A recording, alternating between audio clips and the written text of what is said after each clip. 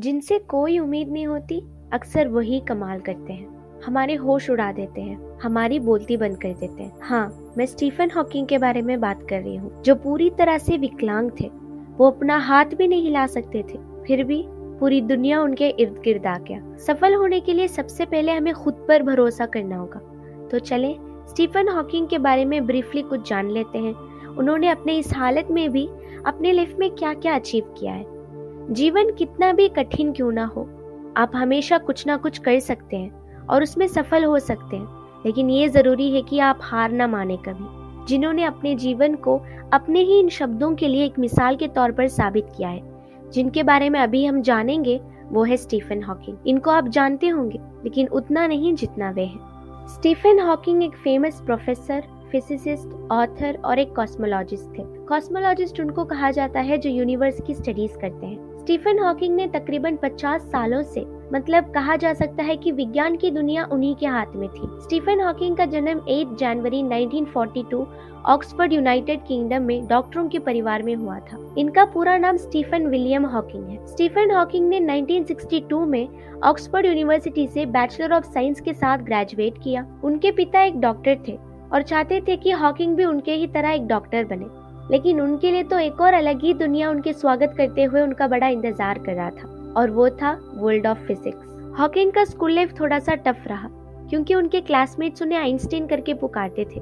इसलिए क्योंकि वो थोड़ा बहुत कम समझते थे और पढ़ाई में वाकई बहुत कमजोर थे, और आइंस्टीन भी इसी तरह पढ़ाई में बहुत कमजोर थे और जल्दी कुछ समझा नहीं करते थे। यही वजह थी कि हॉकिंग को आइंस्टीन के साथ कंपेयर करके उन्हें आइंस्टीन कहकर पुकारते थे। लेकिन इन दोनों ने भी बड़े होकर विज्ञान को ही बदल कर एक बड़ा चमत्कार किया है। इसीलिए चमत्कार है क्योंकि वो एक इतिहास है। अल्बर्ट आइंस्टीन के बाद स्टीफन हॉकिंग को पूरी दुनिया में ऑनर किया जाता है। जब हॉकिंग 21 साल के थे तो उनको एक बीमारी का असर पड़ा, that is motor neuron disease, यानी MND। ये एक रेयर कंडीशन है जो ब्रेन और नर्व्स को प्रभावित करता है। ये कमजोरी का कारण बनता है और समय के साथ साथ बहुत खराब हाल बना देता है। और स्टीफन हॉकिंग 55 सालों से लाइलाज हालत में ही जीवित रहे।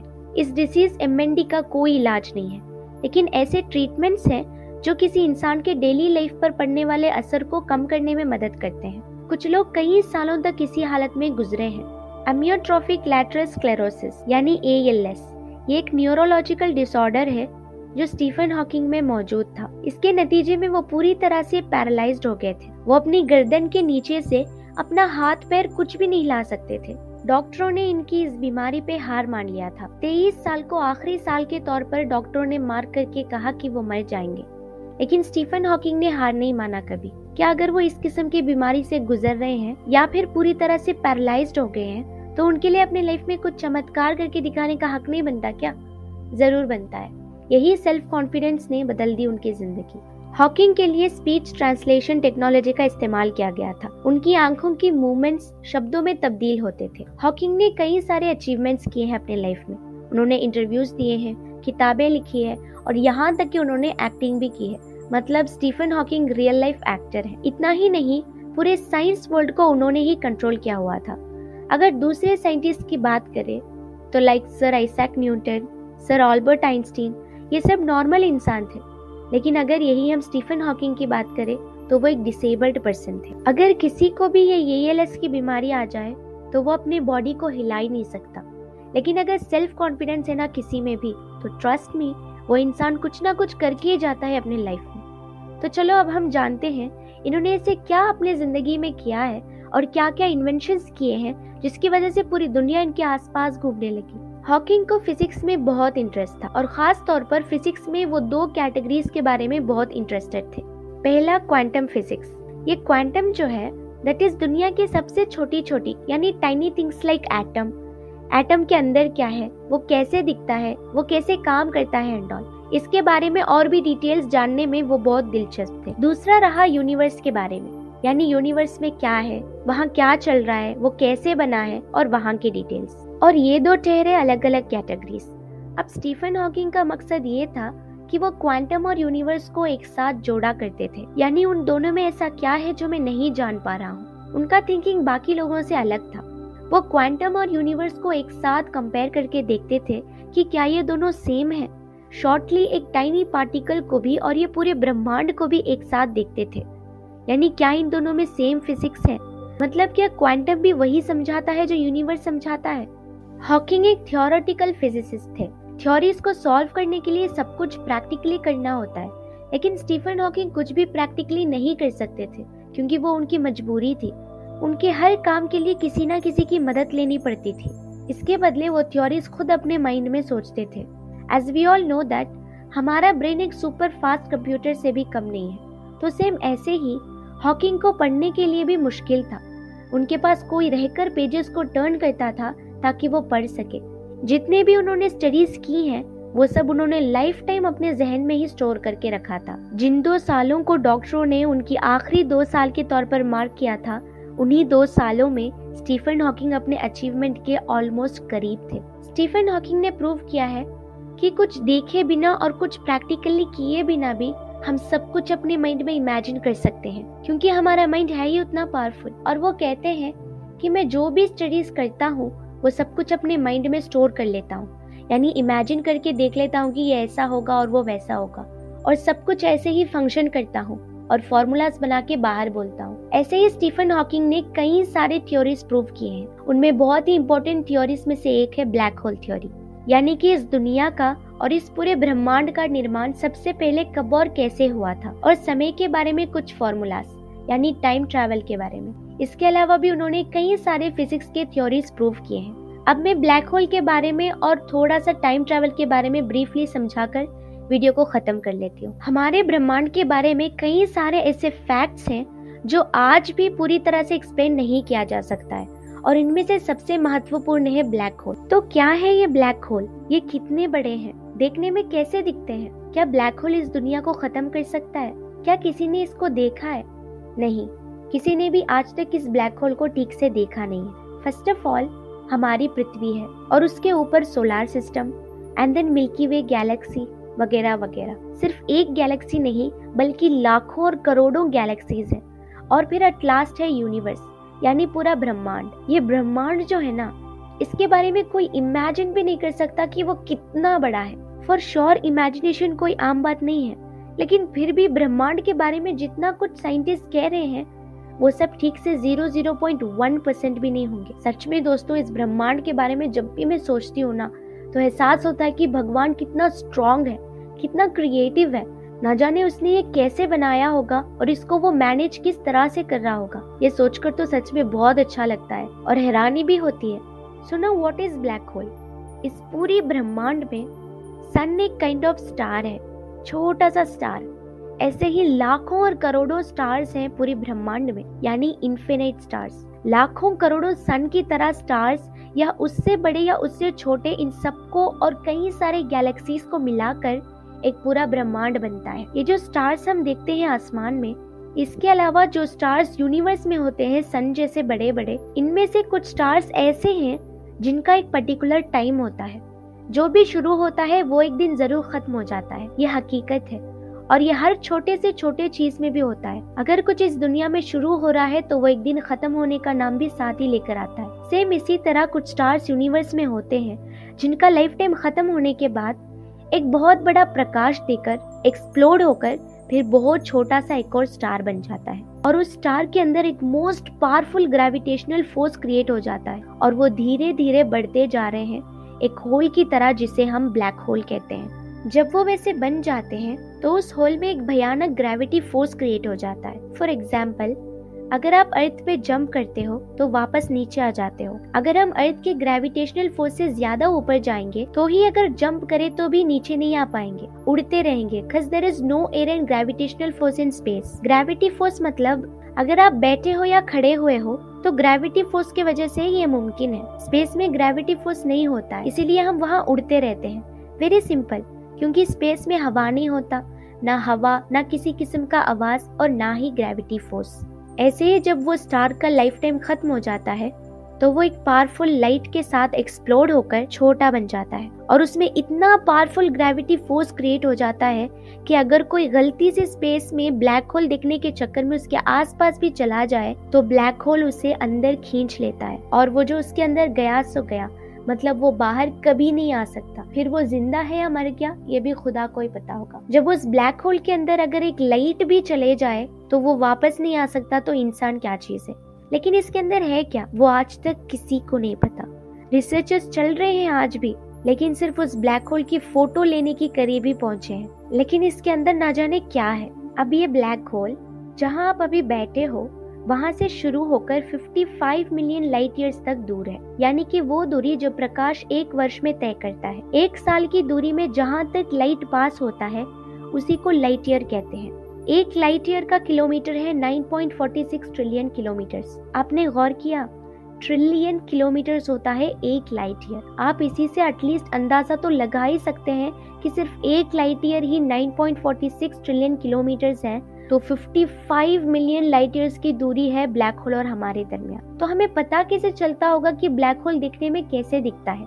तो ये जो स्पेस में स्टोन्स, डस्ट, पार्टिकल्स होते हैं उन सबको ब्लैक होल अपने अंदर फोर्सफुली खींच लेता है, तो वो लाइट बन जाते हैं और ब्लैक होल का शेप दिखलाते हैं। अभी मैंने जो कहा कि ब्लैक होल हमसे 55 मिलियन लाइट ईयर्स दूर है, वो अभी अर्थ के पास धीरे धीरे पहुंच रहा है। ब्लैक होल तभी खतरनाक और भयानक होते हैं जब आप उसके करीब होते हो। ये इतना बड़ा इन्वेंशन, यानी ये हमारे सोच से बिल्कुल बाहर है, जस्ट अमेजिंग, बल्कि माइंड ब्लोइंग है। हॉकिंग 55 सालों से एक ही सीट पर थे, लेकिन पूरी दुनिया उनके इर्द गिर्द आ गया। जैसे 8 प्लैनेट सन की परिक्रमा करते हैं वैसे ही। तो अब उनकी दूसरे इन्वेंशन के बारे में जान लेते हैं, जो कि टाइम ट्रैवल है। इसके बारे में इनका क्या कहना है और दूसरे वैज्ञानिकों का क्या कहना है। टाइम ट्रैवल यानी समय यात्रा। क्या समय यात्रा करना मुमकिन है?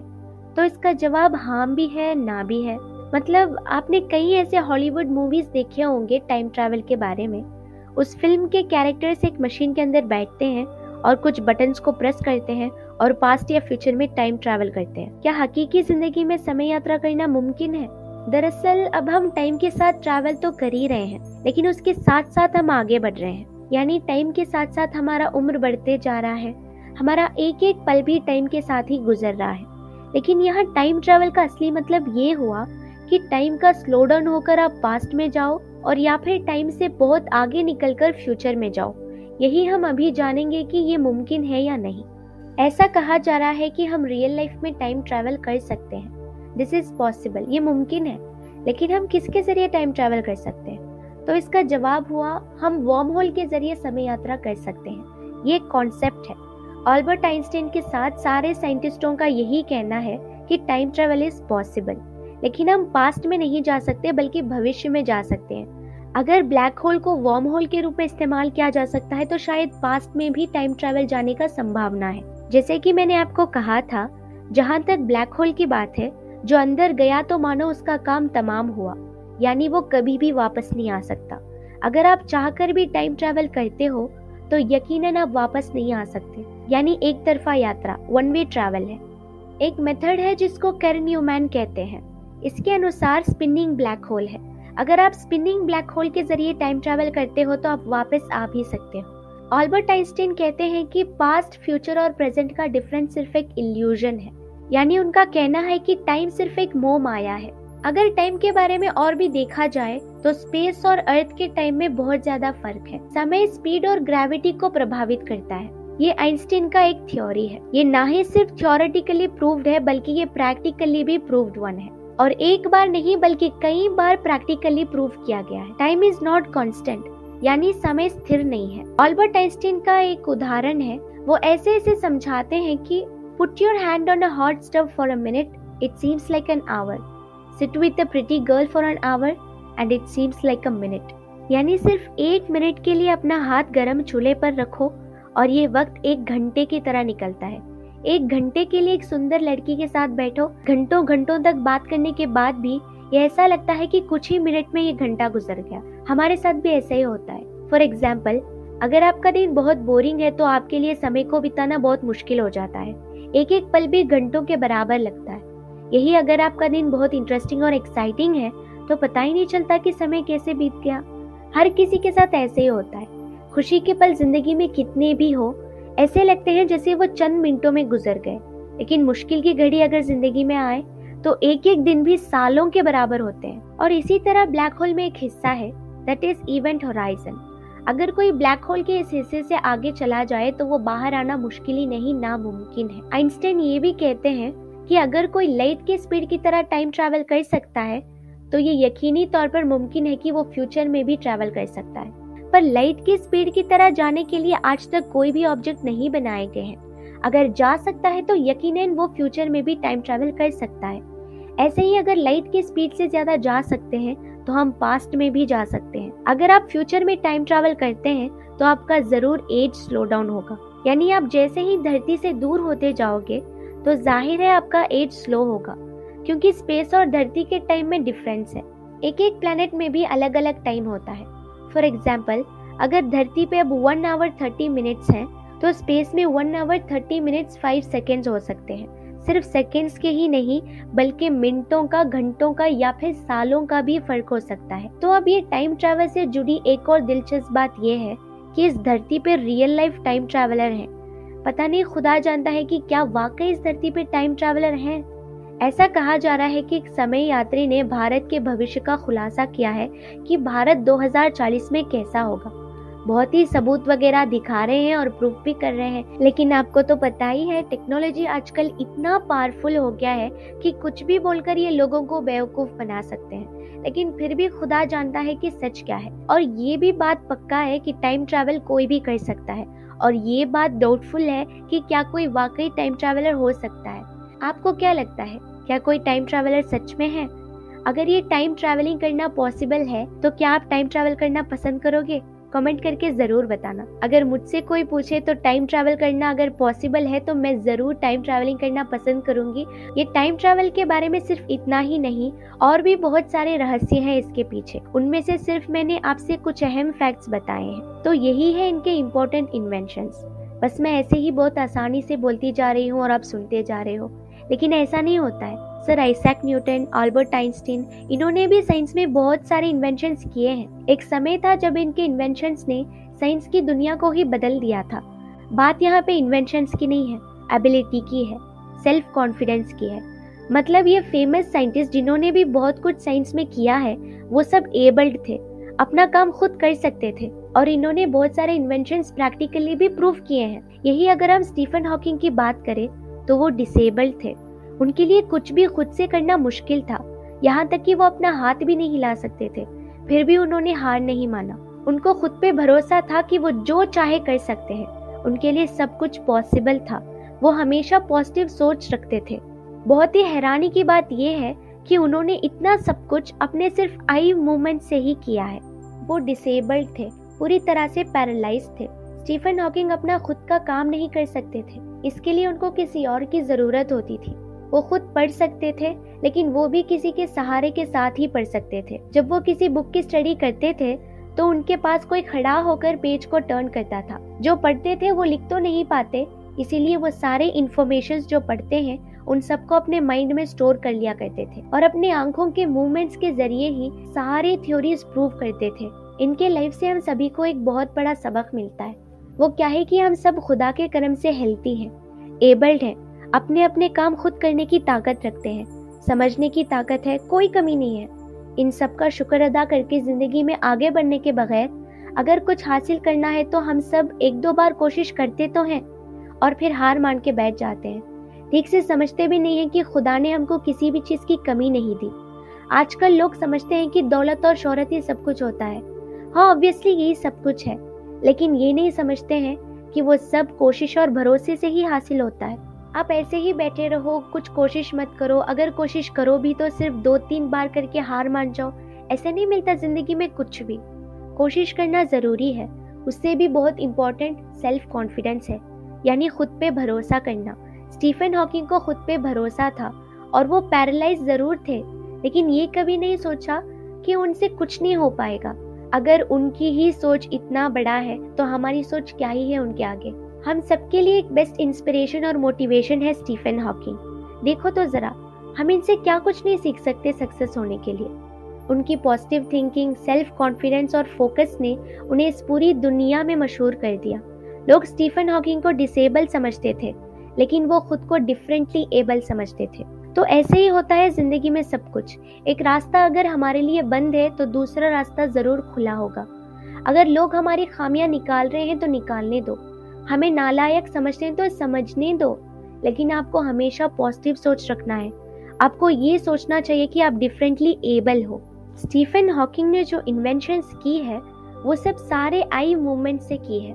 गौर कीजिए जरा इस बात पे कि स्टीफन हॉकिंग पूरी तरह से विकलांग थे बाहर से, और अंदर से जरूर टूट गए होंगे उनकी खुद की हालत को देखकर, लेकिन इसके बावजूद भी उन्होंने डिफरेंटली सोचा और डिफरेंटली काम लिया। सारी जिंदगी यानी 55 सालों से वो एक ही सीट पर बैठे रहे, लेकिन देखो किस्मत भी क्या खेल खेलती है। वो नहीं जाते थे कहीं भी अपने इन्वेंशंस को प्रूव करने, बल्कि पूरी दुनिया उनके पास आती थी उनके इन्वेंशंस को देखने और समझने। है ना एक कमाल की बात। जब सभी ने उम्मीद खो दी थी, तब स्टीफन का एक सपना था कि उन्हें मार डाला जा रहा था अंदर से, और उनका मानना है कि इस बीमारी ने उन्हें आज वैज्ञानिक बनने में मदद की। जैसे कि वो कहते हैं, मेरी ये हालत निदान होने से पहले मैं जिंदगी से बहुत बोर्ड था, कुछ भी करने लायक नहीं लगता था, लेकिन हमारे पास तो कोई कमी नहीं है। मतलब अगर आपने सोच लिया तो ट्रस्ट मी, आप इनसे भी आगे सफल कर सकते हो अपनी लाइफ में। तो मैं वीडियो को यहीं पे खत्म करती हूँ। उम्मीद करती हूँ आपको स्टीफन हॉकिंग की लाइफस्टाइल ने काफी मोटिवेट किया होगा।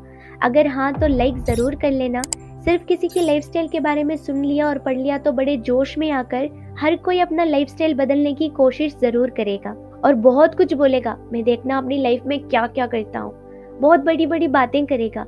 ऐसी बातें जिसे सुनकर एक छोटी सी छोटी सोच रखने वाला भी अपने लाइफ में कुछ करने के लिए पूरी तरह से तैयार हो जाएगा। फिर ये जोश एक नॉर्मल इंसान के अंदर सिर्फ 2-3 दिन तक ही टिकता है, लेकिन आपको एक नॉर्मल इंसान नहीं बल्कि हर वक्त आपको मोटिवेटेड पर्सन होना चाहिए। चाहे जिंदगी में कितने भी डिस्ट्रैक्शन आ जाए, आपको उनकी तरफ कभी नहीं मुड़ना है। एक बार अपने गोल को अचीव कर लो पूरे जुनून, फोकस और सेल्फ कॉन्फिडेंस के साथ, फिर चाहे कुछ भी कर लेना अपनी लाइफ में जो मुनासिब लगे। लेकिन एक बात जरूर याद रखना दोस्तों, ये जो लाइफ है ना, ये दोबारा नहीं मिलता। इसीलिए लाइफ में स्टेबल होकर कुछ तो बनना है यार। एक सेलिब्रिटी वाली लग्जरियस लाइफ हमें भी जीना है, जो चाहे अपनी लाइफ में करना है, जैसे चाहे अपनी लाइफ को गुजारना है। लेकिन ऐसे सुकून पाने के लिए आपको कुछ अरसों तक मेहनत करना होगा। बिना मेहनत और कोशिश के कुछ भी मुमकिन नहीं है। सिर्फ कुछ अरसों की बात है। अपने लाइफ में एक गोल सेट करो, उस पर फोकस करो, सेल्फ कॉन्फिडेंस के साथ अपना हर कदम आगे बढ़ाओ और जुनून के साथ काम करो। फिर देखना आप अपने लाइफ में वेल एस्टैब्लिश्ड, सक्सेसफुल और स्टेबल जरूर होंगे। इस वीडियो को अपने फ्रेंड्स और फैमिली से भी जरूर शेयर कर लीजिएगा, ताकि उन्हें भी पता चले कि एक विकलांग इंसान ने सिर्फ अपने आई मूवमेंट से क्या क्या कर दिखाया अपने जिंदगी में, जिसके बारे में आज तक साइंटिस्ट रिसर्च करने में नाकाम रहे हैं। और अगर आप हमारे चैनल पर नए हैं तो सब्सक्राइब करके साथ ही बेल आइकन को भी प्रेस कर लेना, ताकि आप ऐसे ही इंटरेस्टिंग और मोटिवेशन वीडियोस को कभी भी मिस ना कर सकें। मिलती हूँ आप सभी से एक और इंटरेस्टिंग वीडियो के साथ। Till then, thank you.